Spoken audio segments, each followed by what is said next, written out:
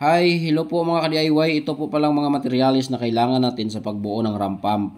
Isang pirasong T with thread at dalawang pirasong T without thread. Gagamitin natin sa pagbaband, pagkunik-kunik. Isang pirasong elbow para doon sa hulihan, para sa check valve. At itong clean out na detrace or 3 inches, pangtakip natin sa tangke. 3 inches kasi 3 inches po yung ginamit nating pressured tank. At itong pressure gauge at dalawang ball valve, yung isa di uno at yung isa ay di media or 1/2, at saka itong P connector or gagamitin natin sa pagkukonek ng black hose at saka doon sa ating PVC pipe, isang uno at di media rin. Dalawang coupling reducer, isang 1 inch to 1/2 inch at isang 2 inch to 1 inch. At itong 5 pirasong konektor na lalaki or male, 4 na uno at saka isang di media. GI coupling reducer from 1 to 1/4 para po sa ating pressure gauge.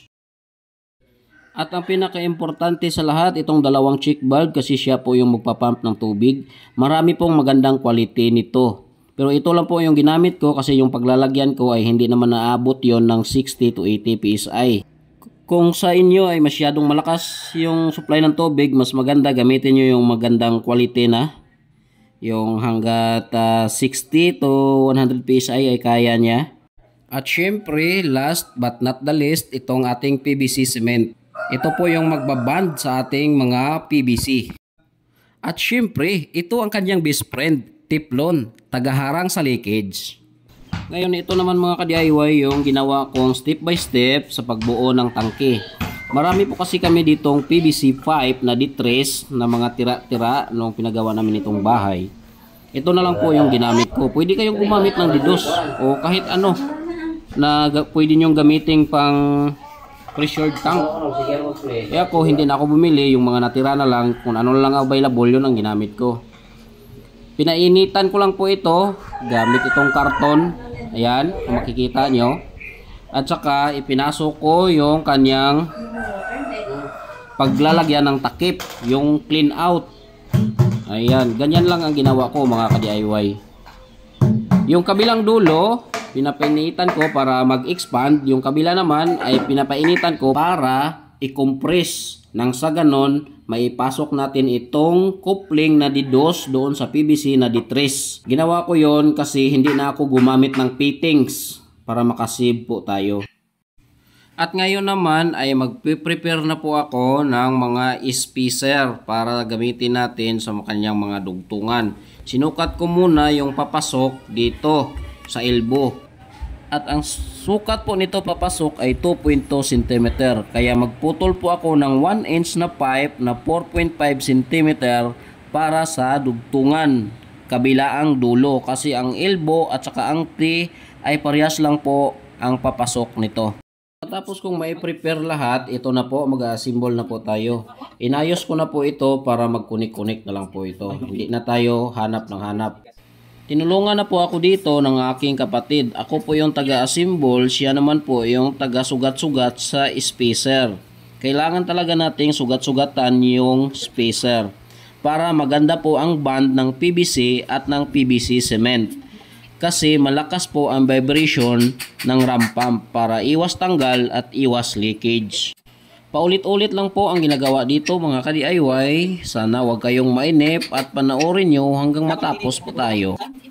Dagdag kaalaman po mga ka-DIY, dito po ako nag-assemble sa tiles kasi flat po itong tiles at mai-flat ko siya ng maayos para hindi po siya magiging tabingi at ma-align siya ng maayos. Pwede naman kayong gumamit ng marking gamit yung lapis bago nyo lagyan ng PVC cement para mai-align nyo ng maayos. Susundan nyo lang pong video na ito mga ka-DIY. Sana po ay makatulong po sa inyo at makagawa din kayo ng sarili nyong DIY ram pump. Malaki po ang pakinabang nito mga ka-DIY, lalo na't nasa bukid kayo at meron kayong mapagkuhanan ng tubig doon sa baba, pwede nyong ipaakyatin sa bahay nyo na mismo. Kailangan nyo na lang ng tangke na pag-ipunan ng tubig na pinapaakyat. sa pamamagitan ng ramp pump. Kahit na mahina lang ang pinapaakyat nitong tubig, ngunit in 24 hours na mag-ooperate ito ay makakaipon talaga kayo ng maraming tubig, mga ka-DIY. At isa pang tips, mga ka-DIY, pagkatapos nyong lagyan ng PVC cement at idudugtong nyo, iho-hold nyo muna sandali kasi na magkakaroon po ng pressure na itutulak niya po yung dinudugtong nyo habang basa pa po yung PVC cement. At bago ko pa po makalimutan, mga ka-DIY, meron na po pala akong nagawang isang video. Kinukompute ko po ang kaya niyang pinapaakyat na tubig in 1 hour at in 24 hours. Titingnan nyo na lang po yun, mga ka-DIY, kung kaya nyo bang ubusin yung pinoproduce niyang water.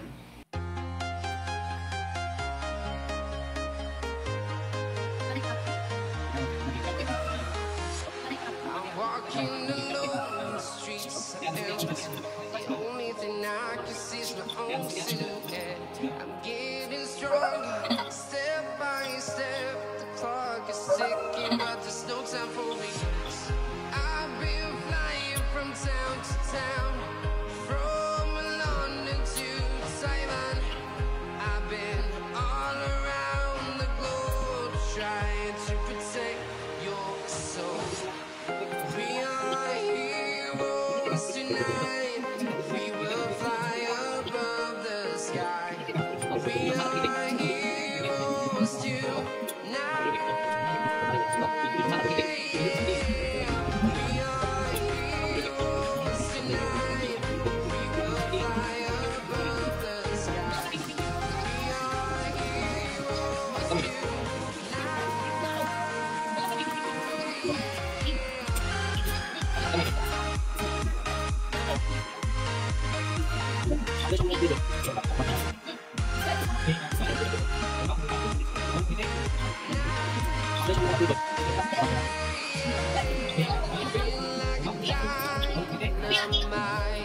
Ready to explore right up in the sky.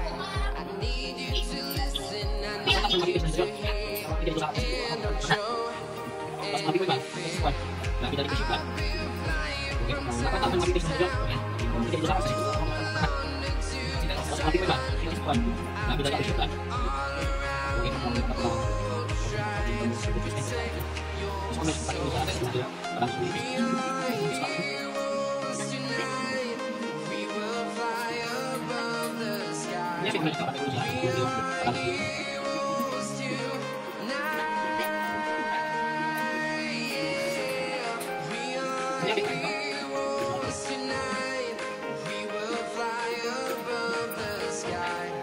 We are heroes tonight.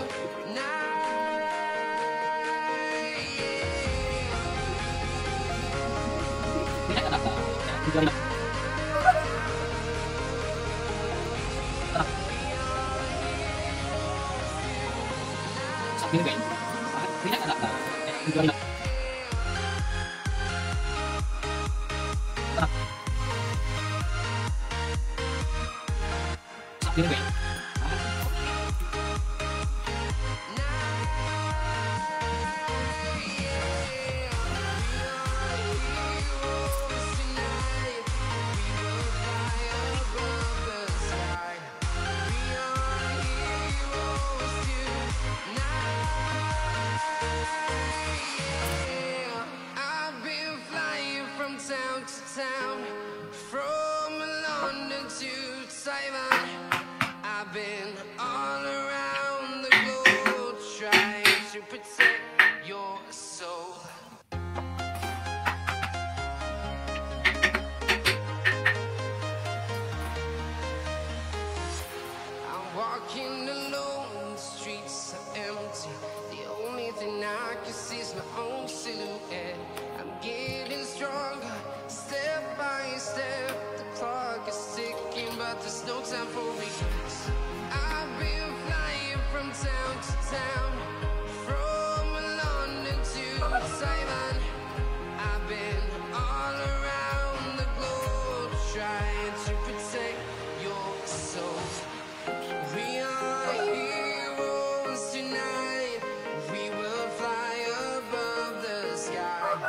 We are heroes tonight.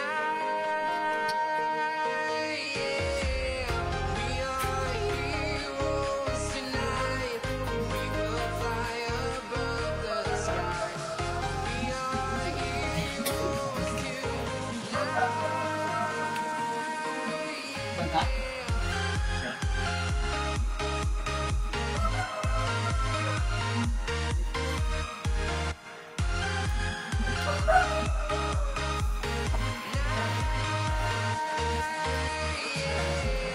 Feel like a dynamite, ready to explode right up in the sky.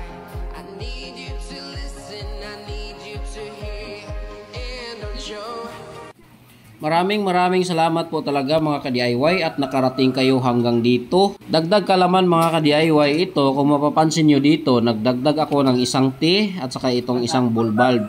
Kasi po balak ko po sana kasing ilagay ito directly sa main line. Kapag hindi gagamitin itong ramp pump ay bubuksan na po itong ball bulb para magkaroon din sila ng supply ng tubig doon sa balon nila. Kaso hindi po yon ang nangyari. Kaya i-revise ko po ito kapag makabalik ako doon sa kanila. Kapag gagayahin nyo, i-disregard nyo lang po yan. Wala na pong silbi kasi yan. Tatanggalin ko na lang po yan. At isa pa, bakit uno dito sa ilalim? At nag-reduce tayo ng 1/2 doon sa taas. Kasi po, kapag uno yung sa ilalim nyo, gawin yung media yung sa taas. At kapag dos naman yung sa ilalim nyo, gawin nyo namang uno sa itaas. Well, anyway mga ka-DIY, maraming salamat po talaga sa inyong lahat. At kung may katanungan pa po kayo ay mag-comment lang kayo dyan at sasagutin ko po kayo sa abot ng aking makakaya. Ito po ang inyong DIY Daddy's Mix. Bye-bye!